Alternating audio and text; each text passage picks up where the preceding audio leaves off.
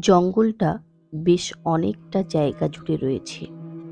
একটা প্রাচীর দিয়ে জঙ্গলটাকে ঘিরে দিয়েছে গ্রামের বাসিন্দারা, যাতে কেউ ওই জঙ্গলে প্রবেশ করতে না পারে। কিন্তু ওই জঙ্গলটাকে দেখে বেশ ভয়ানকই লাগছে।